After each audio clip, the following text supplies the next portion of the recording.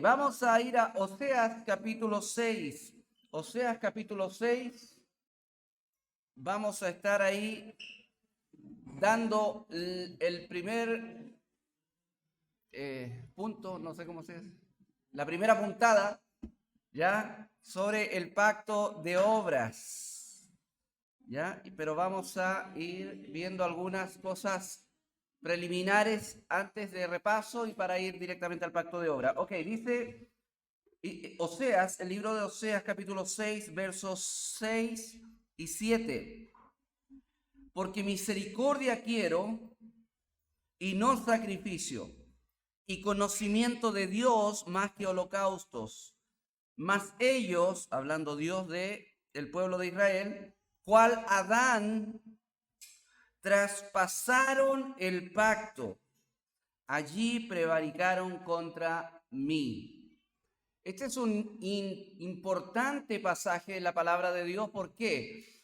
Por el hecho de que por varias cosas, pero lo vital aquí es entender que de parte de Dios, o sea, según las palabras del Señor aquí, Dios tenía un pacto con Adán, hizo un pacto, y Adán, dice la Biblia, traspasó ese pacto, violó el pacto, violó las estipulaciones que habían dentro del pacto. Ahora, si bien es cierto, en el capítulo 1, 2 y 3 del Génesis no aparece la palabra pacto en sí, pero sin duda podemos nosotros entender con la narrativa que aparece ahí que están los elementos propios de un pacto, tal como en el resto de la Biblia lo dispone el Señor. Un pacto, en este caso con Adán, llamado el pacto de obras. Amén. Y esto es lo que vamos a ver hoy, el pacto de obras de Dios, no solamente con Adán, sino que también vamos a ver aquí que es con toda la humanidad. ¿Ok? Breve repaso para que nos acordemos de verdades que hemos visto. Cristo es la clave para interpretar la Biblia. Toda la Biblia apunta a la obra de Cristo. Los pactos son los que unifican la Biblia y se cumplen en Cristo. Todos los pactos que aparecen en la Biblia, toda la terminología pactual, el lenguaje pactual, todos los pactos en sí que aparecen en la palabra de Dios son los hitos, los elementos que unifican la narrativa bíblica. Y los pactos se cumplen en Cristo, ¿ya? No solamente apuntan a Cristo, no solamente hablan de Cristo, sino que también se cumplen en Cristo. Toda relación de Dios con el hombre se basa en un pacto. Dios se relaciona con el hombre siempre a través de pactos. ¿Qué quiere decir eso? Compromisos. Ojo, unilaterales. Ya no es que Dios diga, mira, hagamos un compromiso. No. Dios diseña algo, pone estipulaciones y mete al hombre ahí y dice, tú tienes que cumplir esto si quieres permanecer conmigo. Y si no, ¿me entiendes? Es unilateral este pacto. Los pactos dan a conocer a Dios, ya el carácter de Dios, la persona de Dios, y también dan a conocer su voluntad para nosotros. La Biblia se estructura en torno a los pactos, por eso que decimos que los pactos son hitos a través de toda la narrativa bíblica que van estructurando toda la historia redentora. Y como vimos la semana pasada, Dios determinó salvarnos antes de la fundación del mundo. A esto, ¿cierto? Teológicamente le llamamos el pacto de redención, ¿ya? Que hemos dicho, el lenguaje que ocupa Cristo, el lenguaje que ocupa la palabra de Dios en sí, nos dan a entender que previo a la creación del mundo hay un compromiso intratrinitario de redimir al ser humano, ¿ya? Para la gloria de Dios. Y como dice Cristo en Juan capítulo 17, un pueblo que el Padre regala a su Hijo y en el tiempo, ¿cierto? Él viene a redimirlo. Objetivos para hoy: exponer en qué consiste el pacto de obras y sus características, analizar la condición de prueba en la que se encontraba Adán y las consecuencias de su desobediencia, y también como objetivo discernir la relación de este pacto con Cristo y la importancia de esto para nosotros. ¿Qué relación tiene el pacto de obra con Cristo? ¿Ya? No debemos olvidar repasar esta significado o, digamos, concepto que tienen Nehemiah Cox sobre el pacto, que nos ayuda a entender qué es un pacto, ¿ya? Para que lo comprendamos bien. El pacto o un pacto es una declaración de la soberana voluntad divina respecto a los beneficios que Él derramaría sobre los hombres, a la comunión que ellos tendrían con Él y a la manera y los medios por los cuales estos beneficios serían disfrutados por ellos. Es decir, Dios establece beneficios al hombre, Dios establece la comunión con el hombre, pero en este pacto que Él hace con el hombre también Él revela la manera y los medios a través de los cuales estos beneficios y esta comunión va a ser lograda, ¿ya? Y vuelvo a repetir, eso son pactos unilaterales generalmente, ¿ya? Unilaterales, ¿ok?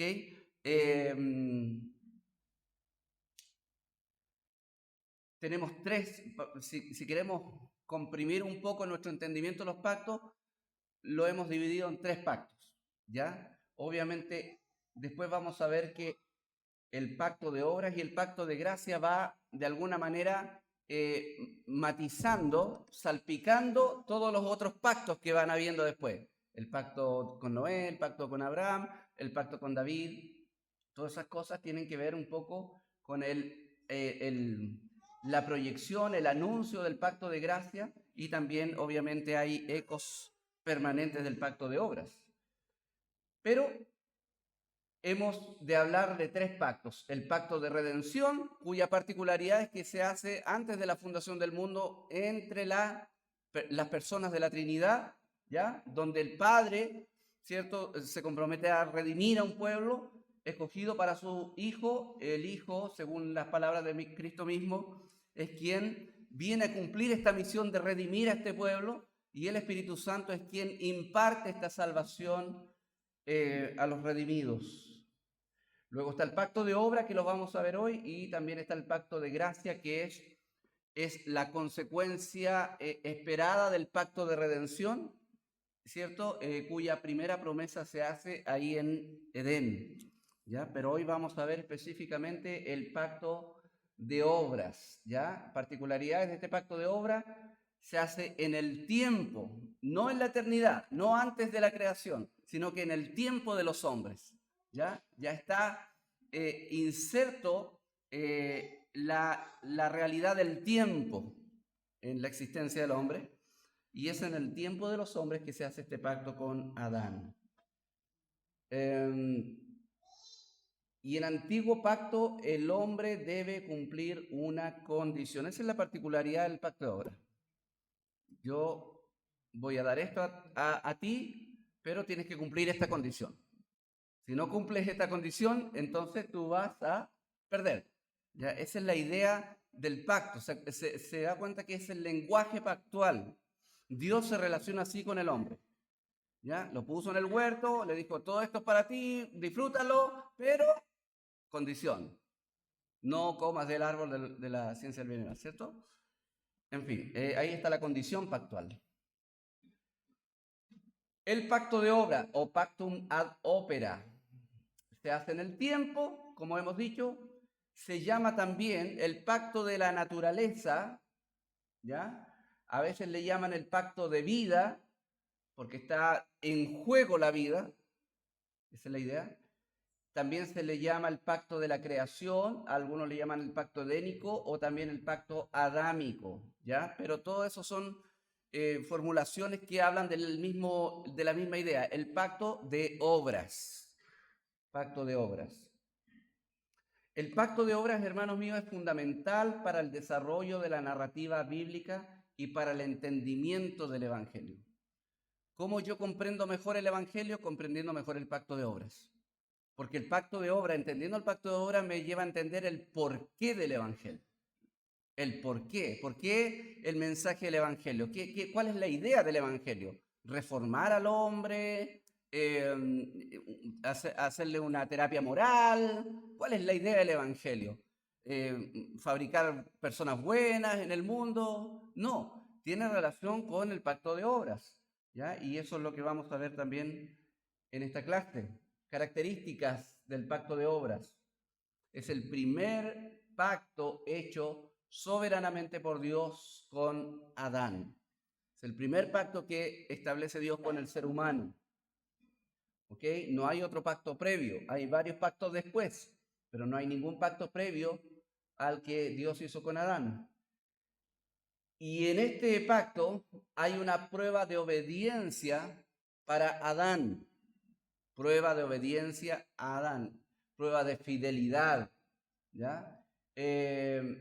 La obediencia involucraba como resultado, como consecuencia, vida eterna. No olvide que había un árbol particular en el Edén que era el árbol de la vida. ¿Y qué hacía el árbol de la vida? Daba vida eterna en sí. Ese mismo árbol lo vemos en la narrativa después en el Apocalipsis, donde dice que también el árbol de la vida está ahí en la ciudad del Señor y también es para dar vida. Esa es la idea del árbol de la vida eterna. Es la vida que imparte Dios. Entonces, en la obediencia traía como consecuencia la vida eterna. Sin embargo, la desobediencia, todo lo contrario, traería como consecuencia la muerte. De cierto morirás. ¿Ya? De cierto morirás. Con seguridad le dice Dios a Adán, morirás.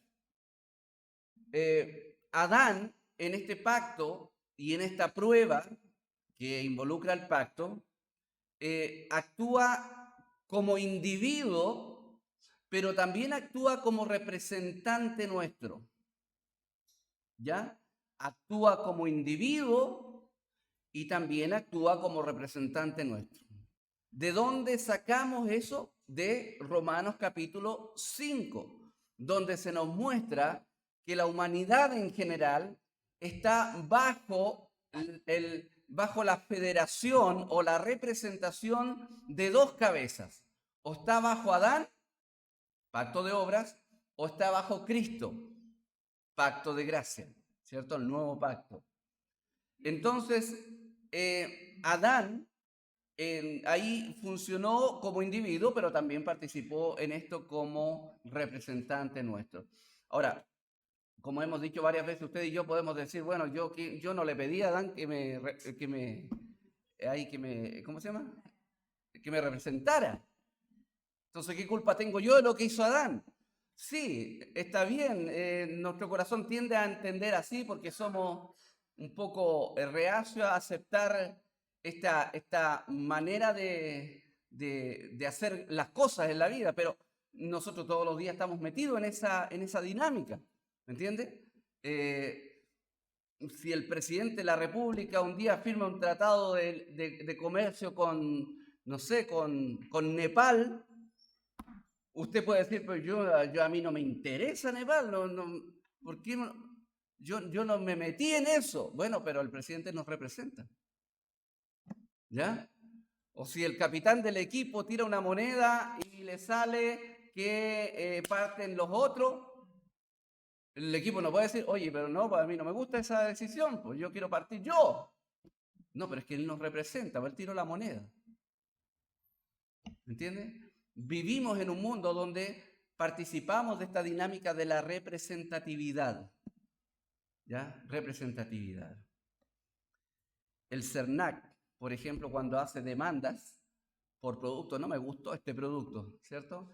Entonces el ciudadano puede acogerse al CERNAC, donde hay otros 100 fulanos más con la misma queja contra esa empresa y CERNAC los representa ante la justicia, por ejemplo.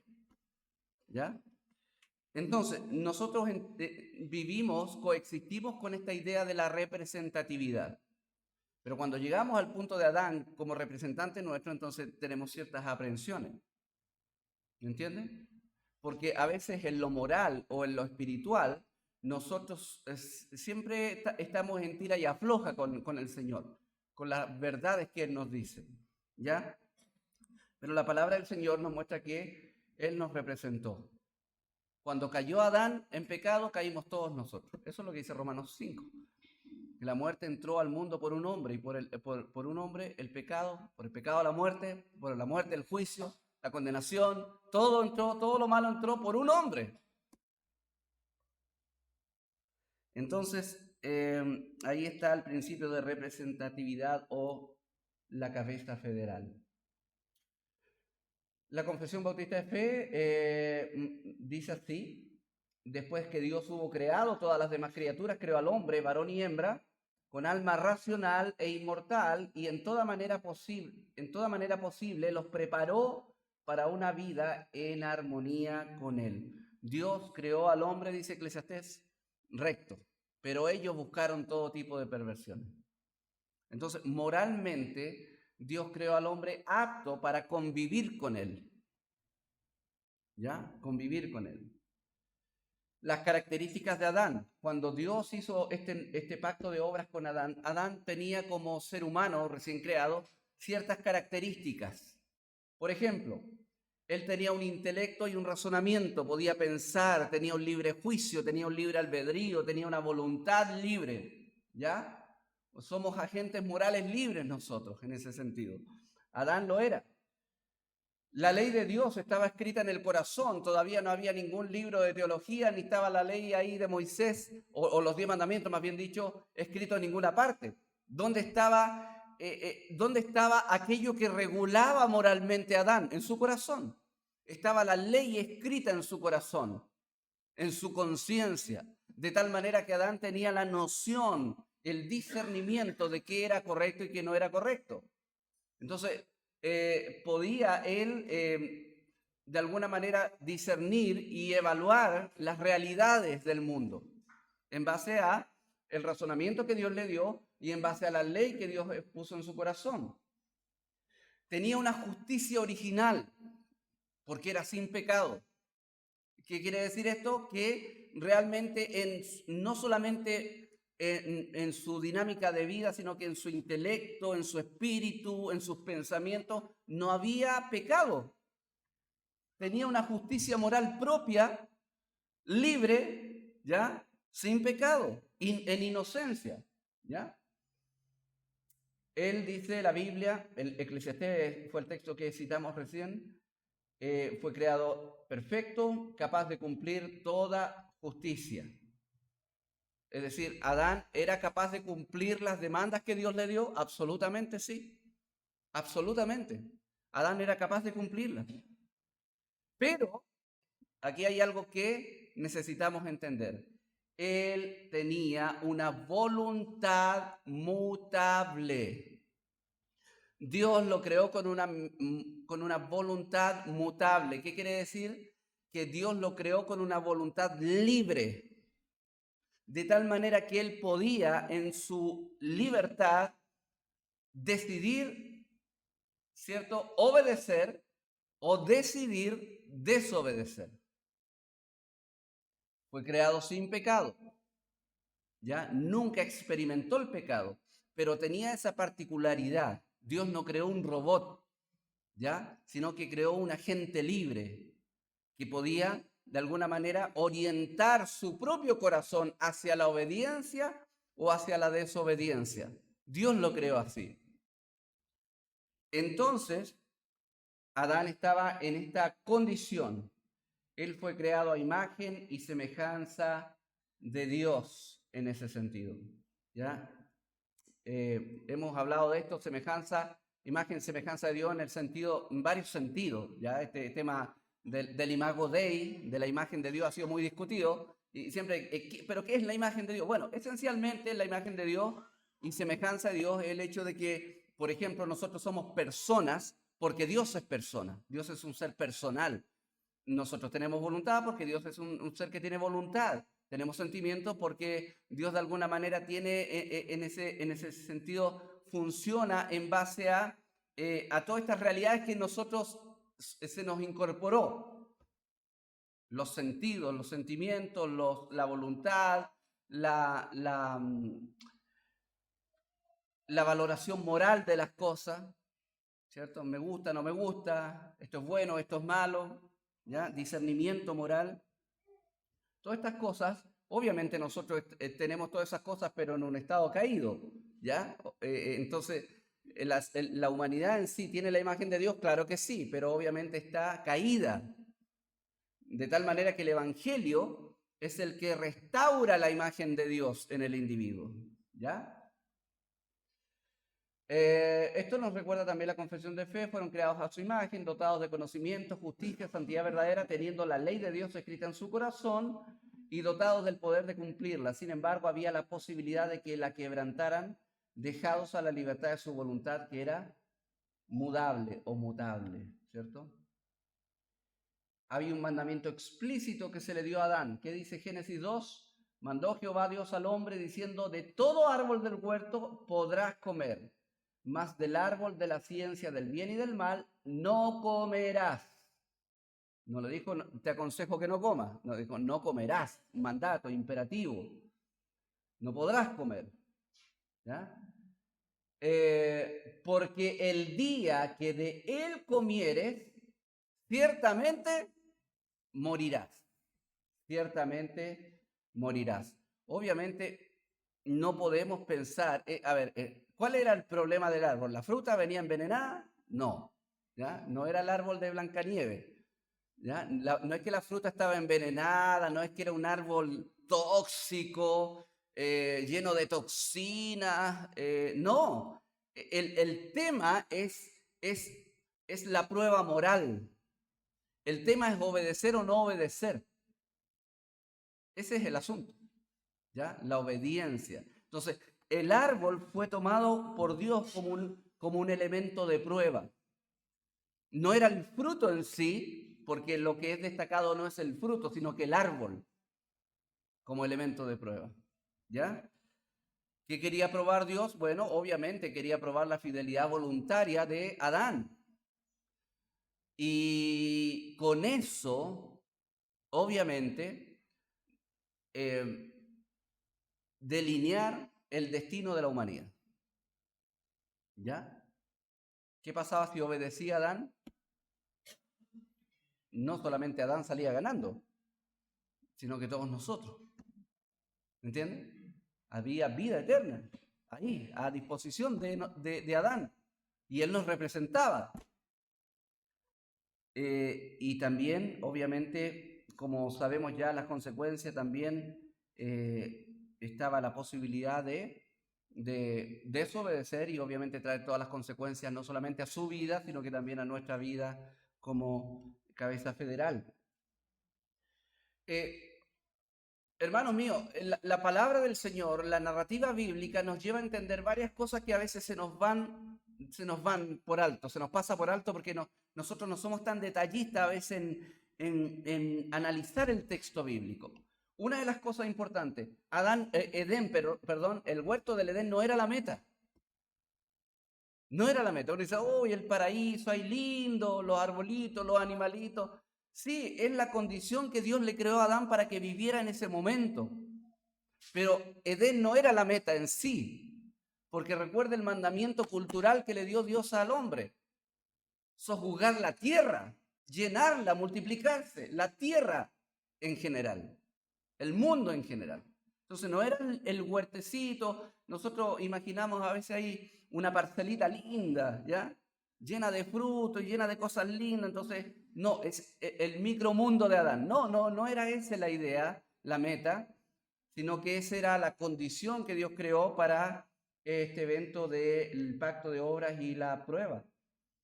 Edén no era la meta para el hombre, sino que Edén era el lugar donde él sería probado. ¿Qué tenía de bueno Edén? Todo. ¿Cuántas prohibiciones había? Una sola. Una sola. Una sola. Entonces,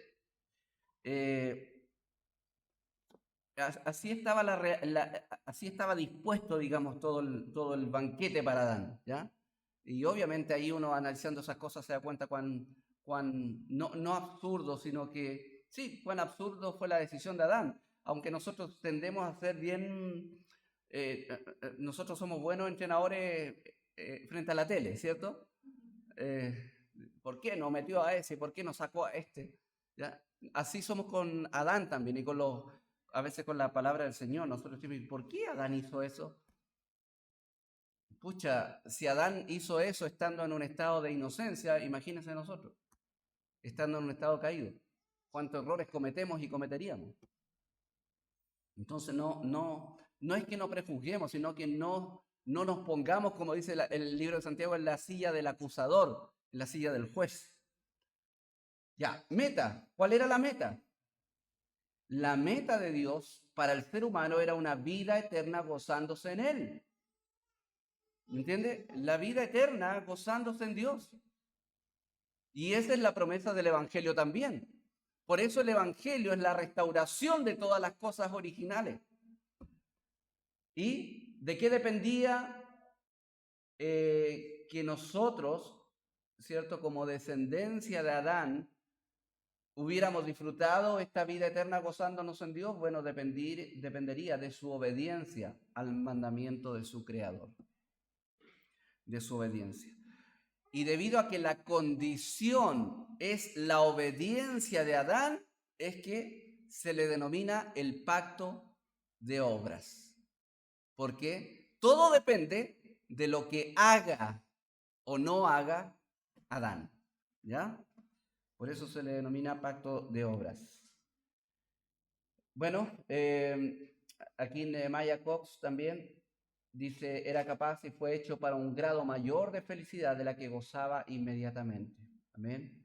No era la vida frutícola, vegetariana y natural que nosotros podemos imaginar. ¿Eh? Nosotros pensamos así a veces de Adán. Si Adán no hubiera pecado, hubiéramos todos viviendo en un bosque. No, no es así.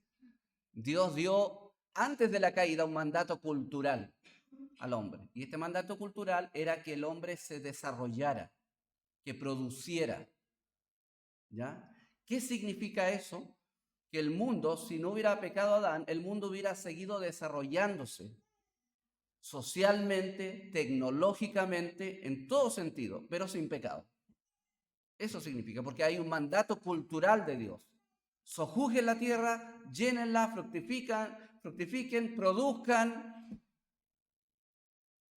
Pero, a diferencia de lo que el ser humano hace hoy día, que vive para sí mismo, produce para sí mismo, avanza para sí mismo, nosotros hubiéramos hecho lo mismo, pero para la gloria de Dios, no para nosotros mismos. Entonces, Dios creó al hombre sin pecado, pero ellos, ¿cierto?, buscaron todo tipo de perversiones, dijo Salomón. Habían otros deberes y beneficios también, aparte del mandamiento propiamente tal de obedecer lo que Dios estipuló ahí. El mandamiento, por ejemplo, uno de ellos era reflejar la imagen de Dios. Hemos visto que Dios creó al hombre a su imagen. Entonces, ellos en la creación Adán debía reflejar la imagen de Dios. ¿Me entiendes? Falló en eso. Entonces tú vas a la Biblia y ves en Colosenses, por ejemplo, que hablando de Cristo, el apóstol Pablo dice, y Él es la imagen del Dios invisible, el primogénito de toda creación. ¿Entienden? ¿Falló Adán en representar a Dios siendo su imagen? Claro. ¿Y ahora quién lo representa? Cristo, que es la imagen del Dios invisible. ¿Me entiende? Cristo es el nuevo Adán, en ese sentido, como Pablo lo hizo en 2 Corintios. Pero el mandato era reflejar la imagen de Dios. ¿Sigue vigente ese mandato? Sí, pero especialmente para nosotros los cristianos, por ejemplo, en Efesios nos habla de que una de las labores del Espíritu Santo y de Dios en nosotros es ir formando a Cristo en nosotros. Y habla de un parámetro, en la justicia y la santidad de la verdad. Y eso es la restauración de la imagen de Dios en nuestras vidas, ¿ya? La santificación tiene que ver con eso. También otro mandato que Dios dio al hombre, fructificar y multiplicarse. Llenar la tierra, dijo el Señor, llenar la tierra. Entonces hay un mandato de llenar. De hecho, Isaías, el libro de Isaías, no recuerdo en qué capítulo, pero dice que Dios creó el mundo, esta tierra, con un propósito, para ser habitada la creó. Para ser habitada. Dios creó todas las condiciones. ¿Por qué el sol no está un metro más allá ni un metro menos? ¿Cierto? Porque Dios creó las condiciones precisas para que el ser humano habitara este mundo. Otro mandato, gobernar la tierra y someterla. ¿Ya? Hay un beneficio también en esto. Gobernar la tierra y someterla. Es decir, en ese sentido, la administración de la sociedad que Dios iba a formar en términos de gobierno tenía también parte en el plan de Dios. También Dios contempló gobernar la tierra a través del ser humano. ¿Ya? Gobernar la tierra a través del ser humano. Note que el mandato de la familia es antes de la sociedad, porque la familia es la base de la sociedad y el matrimonio es la base de la familia. ¿Ya? ¿Qué hizo primero Dios? El matrimonio. Con eso conformó ¿qué? La familia. Y después ¿qué dio? Un mandato para desarrollar una sociedad. ¿Ya? La familia no es una construcción social. La sociedad parte de la familia. Parte de la familia. Ok, también Dios dispuso como voluntad suya que el ser humano desarrollara relaciones armoniosas bajo la voluntad de Dios, ¿cierto? Basadas en el amor, el respeto, la paz, todo eso. Pero todo eso obviamente fue quebrantado por la caída de Adán. 4 sacramentos que Dios dio a Adán. Ahora, ¿qué decimos cuando hablamos de sacramentos? Un sacramento es una palabra que quiere decir que no solamente es aquello que se ve, sino que hay algo más allá de lo que se ve. ¿Ya?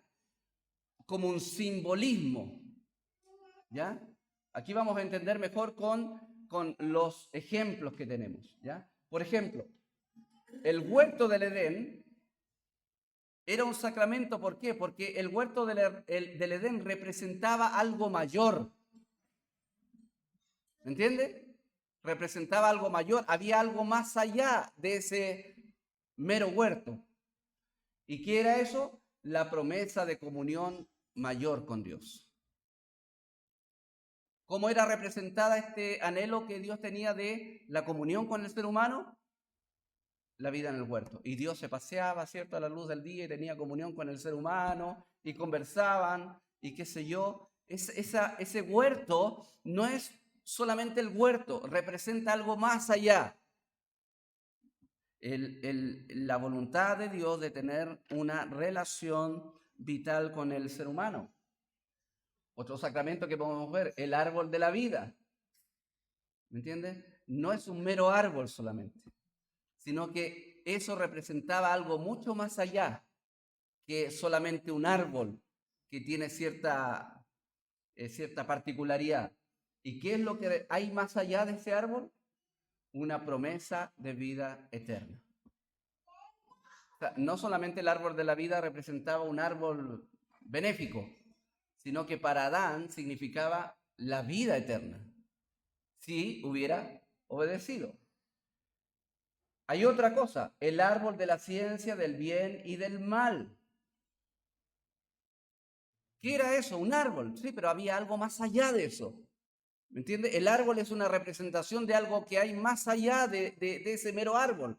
¿Se da cuenta que los asuntos no son los elementos en particular? No es el árbol, no es el fruto, no es el huerto. Todas estas cosas tienen una significación, un concepto que va más allá de lo que uno ve. Es como la cena, por ejemplo, la Santa Cena. ¿Ya? Es como el bautismo, por ejemplo. Que uno ve al individuo sumergirse en el agua y salir. Mira, ¿por qué se sumergió? Es que hay algo más allá de eso, hay una representación, hay una verdad más allá del mero acto de sumergirse y salir del agua.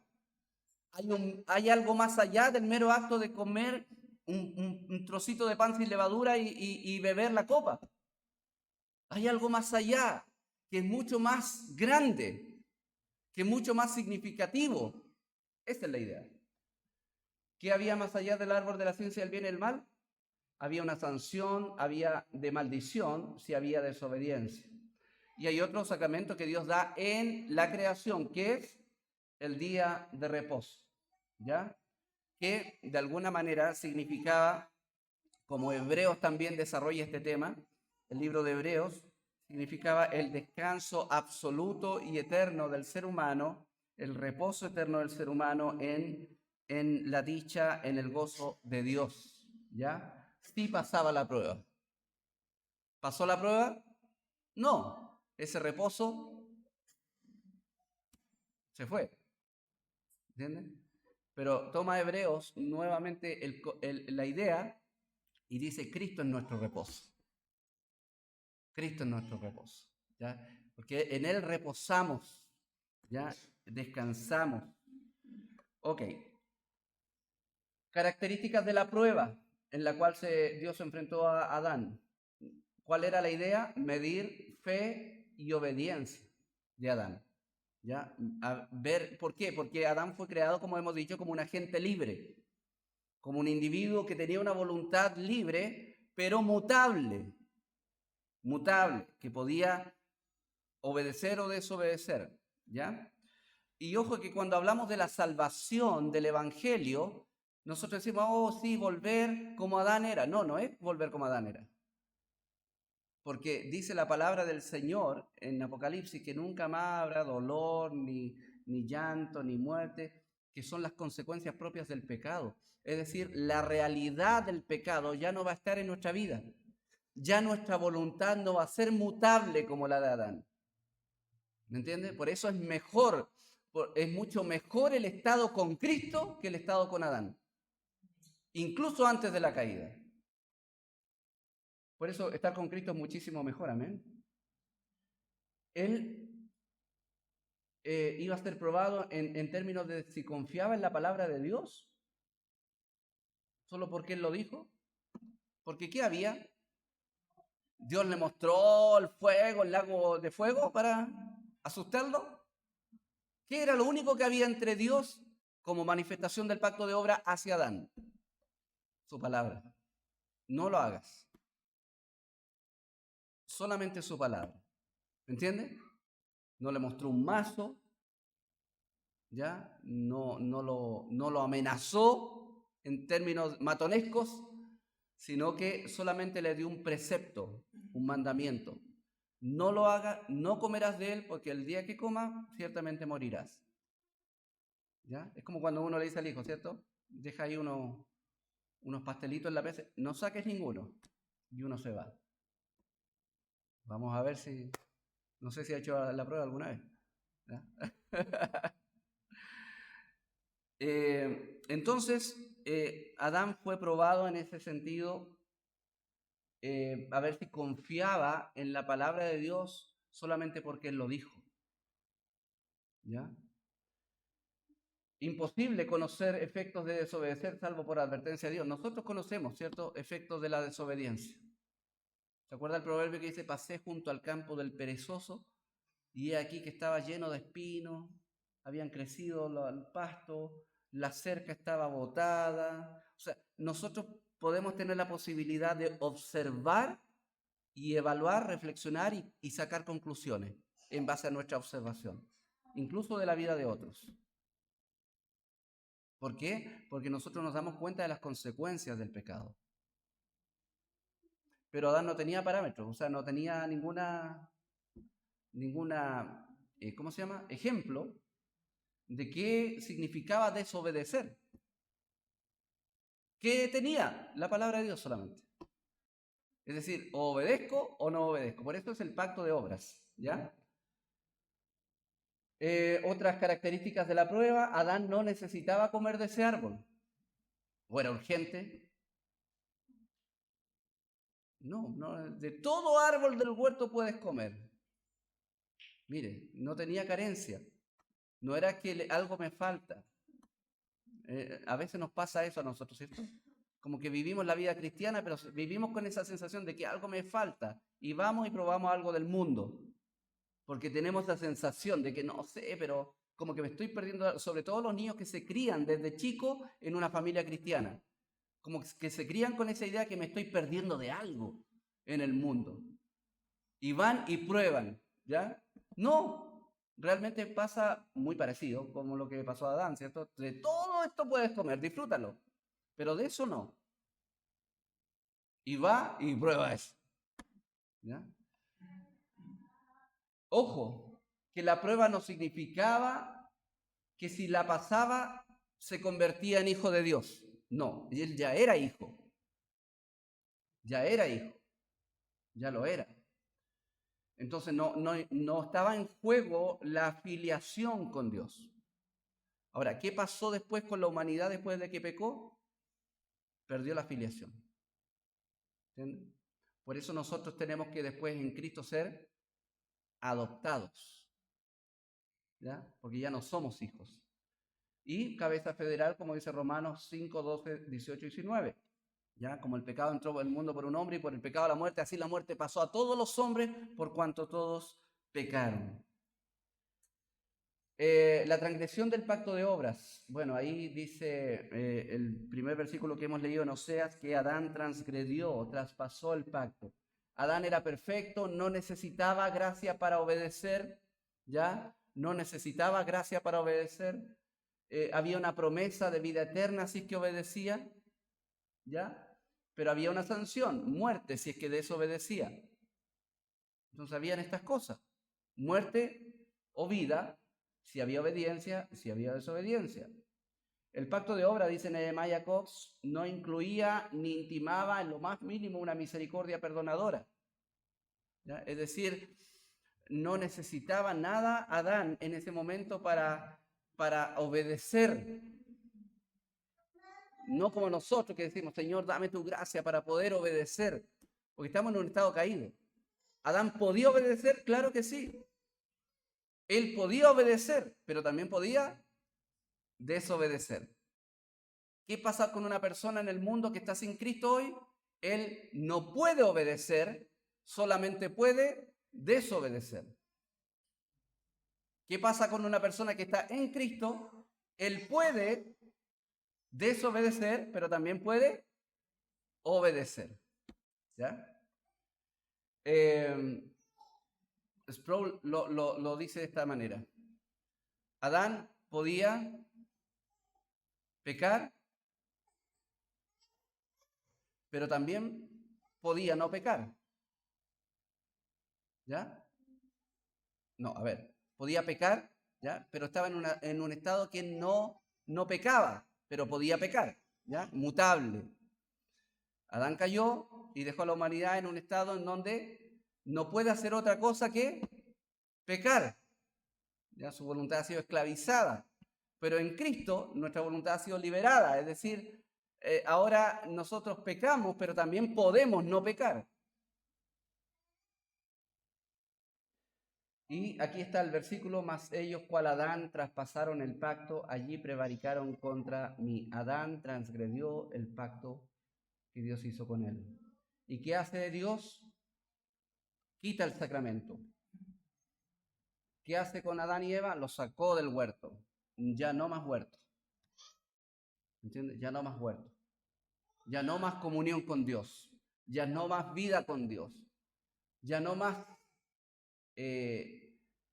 posibilidad de disfrutar de la bendición de Dios. ¿Y qué pasó con el árbol de la ciencia del bien, o sea, el árbol de la vida? Prohibido pasar ahí. Puso querubines, prohibido el acceso. No sea que coma, ¿cierto? Y viva para siempre, dijo Dios. Ahora, eso es una muestra de gracia, porque imagínese Adán hubiera quedado viviendo para siempre en un estado caído. ¿Entiende? Pero en una manifestación de la gracia de Dios, Dios puso protección al árbol de la vida, ¿ya? Y echó fuera al hombre. Adán pierde la recompensa. ¿Cuál era la recompensa? Vida eterna, ¿ya? Adán la pierde. Adán reprobó. ¿Por qué? Porque creyó la mentira de la serpiente y pensó que iba a ser como Dios. Algo más me falta, decía él. Y otra consecuencia de la caída, de la desobediencia, es quedó bajo maldición y condenación de Dios, sujeto a poder y corrupción del pecado. ¿Ya? El hombre quedó bajo la maldición del pecado, de la corrupción, quedó absolutamente corrompido. ¿Ya?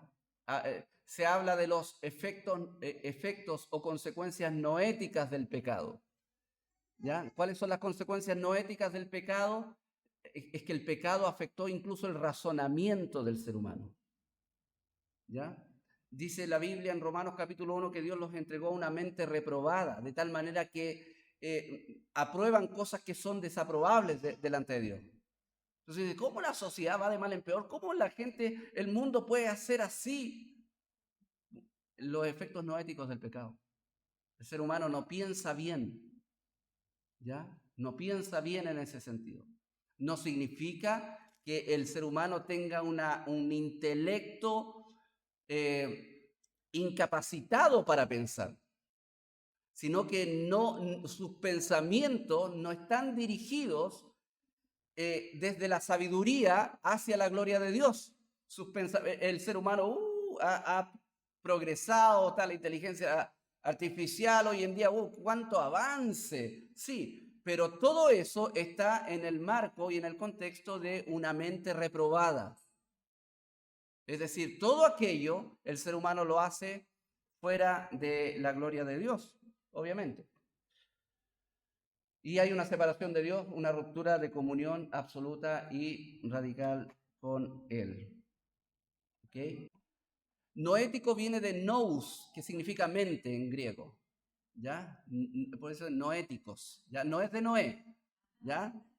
Efectos noéticos significa que fue afectada incluso el intelecto, quiere decir. No que uno piensa que no logra sumar 2 más 2, sino que el razonamiento en sí no apunta a la gloria de Dios esencialmente. Esa es la idea de efectos noéticos. Los resultados de la caída: muerte espiritual, Efesios 2:1, lo conocen, ¿cierto? Muertos en nuestros delitos y pecados, dice la Biblia. Muerte física, ¿ya? Muerte física.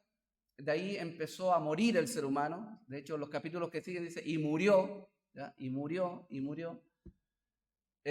También entró la enfermedad, el dolor.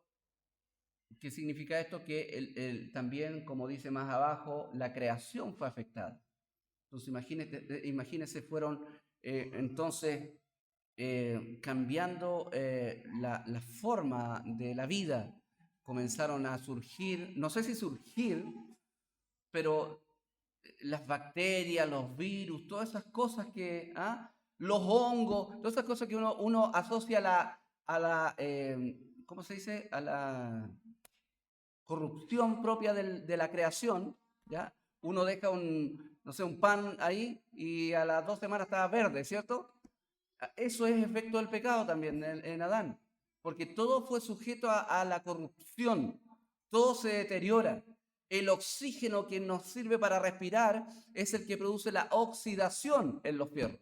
¿Entiendes? Aún eso deteriora, ¿ya? Nos oxidamos nosotros también. Incapaz el ser humano se volvió de obtener vida eterna a través de sus obras. Falló el pacto de obra, el hombre no está capacitado y no es capaz de obtener salvación, vida eterna, a través de sus obras. ¿Ya? Por eso es que todos nosotros, toda la humanidad está bajo el pacto de obras y está incapacitada en ese sentido. Hay una condena a la descendencia de Adán. Culpa y corrupción son heredadas a todos nosotros, a la descendencia de Adán. Ojo, que no son heredadas solamente en términos de, porque nosotros a veces decimos, ya, sí, heredamos el pecado de Adán, es decir, yo desde que nazco con la inclinación a hacer lo malo. Sí, eso es correcto, pero también hay una faceta de esta herencia que a veces se nos pasa por alto, que nosotros heredamos la culpa de Adán. O sea, lo que hizo Adán, tú y yo somos culpables de lo que hizo Adán. La culpa es una herencia en términos judiciales, es como la deuda, ¿cierto? Si alguien dice, no, yo estoy pagando una deuda que mi papá le estaba pagando a su papá. Y pero si la deuda no es tuya, sí, pero es que la heredé. ¿Me entiendes? Esa es la culpa. Nosotros heredamos la culpa delante de Dios. ¿Ya? Es como si usted fuera caminando ahí en la calle y lo tomara un carabinero y dijera, señor, usted sabe qué, tiene una multa pendiente. Pero si yo ni manejo. No, pues que su abuelo, mire, tan vigente. Tiene que pagarlo usted. Pero yo no tengo la culpa, sí, pero usted hereda la culpa. Esa es la idea de la herencia judicial.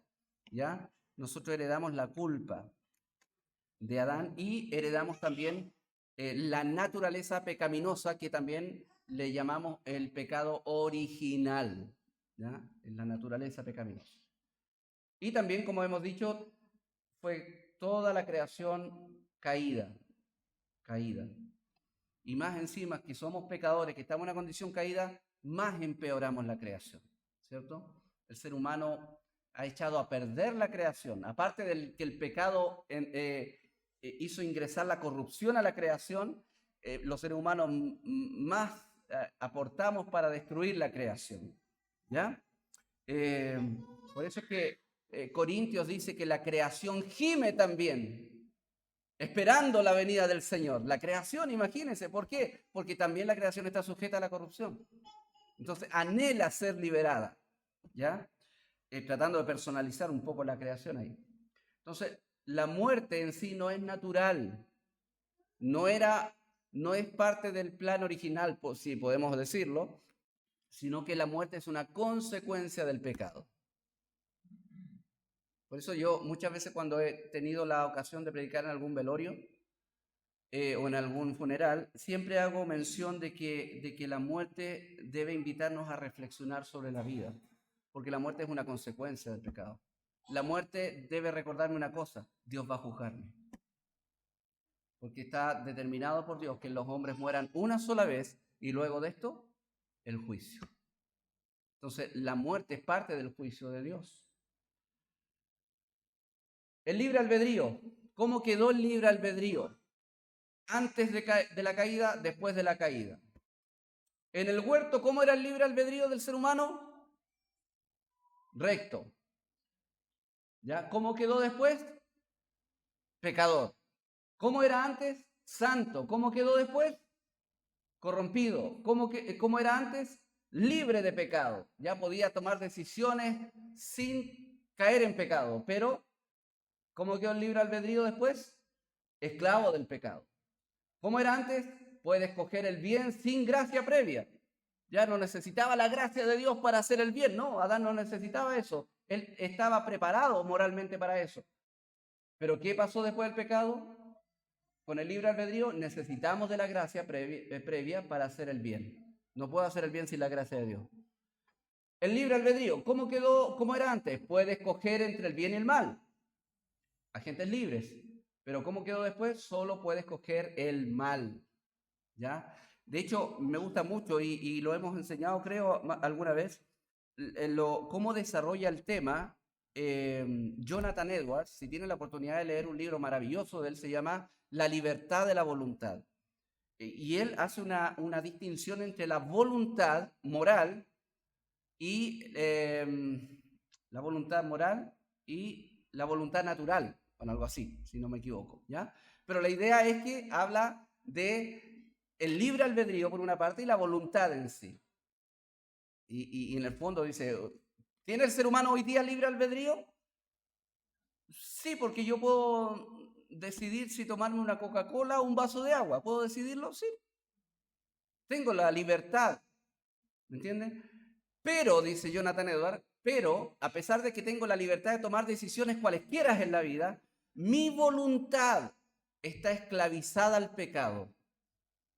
De tal manera que todas las decisiones que yo tome en mi libre albedrío van a estar esclavizadas al pecado. Y cada decisión que tome va a estar ligada a mi inclinación pecaminosa propia de mí. ¿Entiendes? Todo lo que decida en la vida va a ser fuera de la voluntad de Dios. ¿Por qué? Porque después de la caída quedamos con una condición moral. Solo podemos escoger el mal. Pero yo ayudo a los pobres.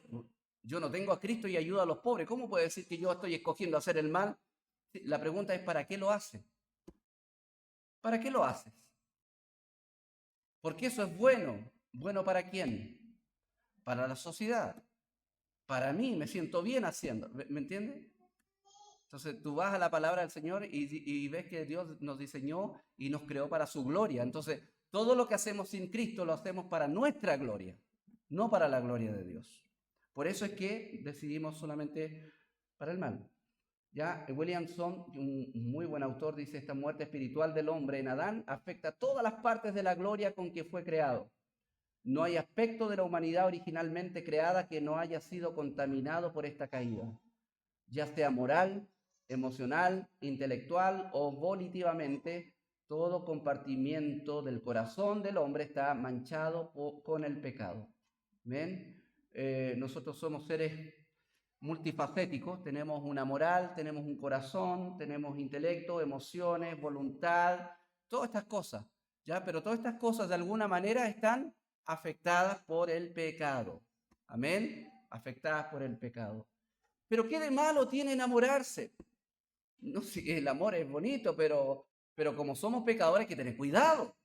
No es llegar y meterse en algo. Pero ¿qué de malo? Yo entiendo que eso es correcto, pero ¿está bien nuestro entendimiento? El corazón es engañoso más que todas las... ¿Me entiende? Porque todas las facetas de nuestra vida están afectadas por el pecado. Por eso es que la Biblia dice un consejo muy sabio: en la multitud de consejeros está la victoria. Mejor tomar consejo para ver si mis razonamientos, mis emociones, mi intelecto está bien orientado o no está bien orientado. Por eso nos necesitamos unos a otros. Cristo es el nuevo Adán.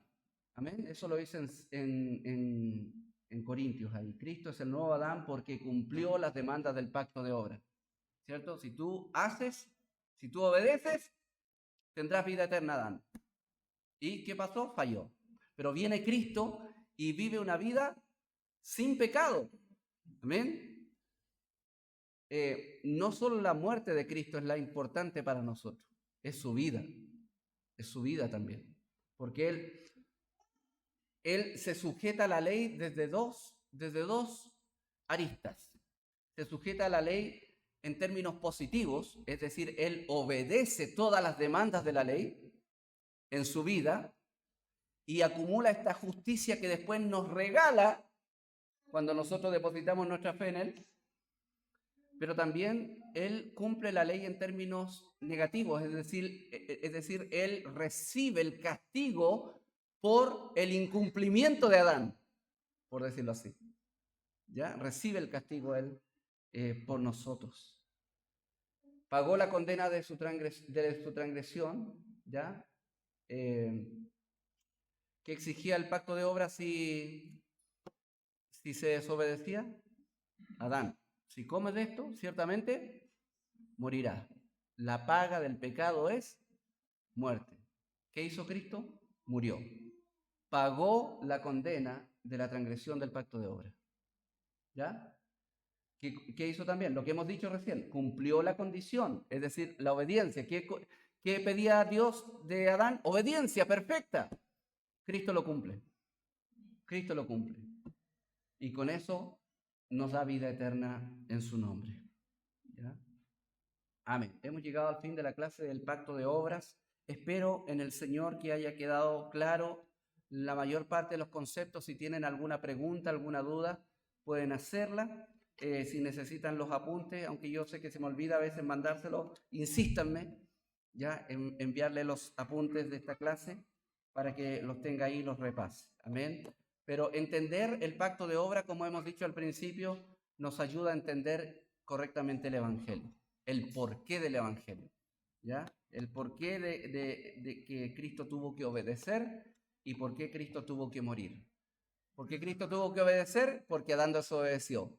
¿Por qué Cristo tuvo que morir? Porque Adán desobedeció. ¿Ve? está ahí cumpliendo todas las demandas del pacto de obras. Amén. Oremos al Señor para concluir.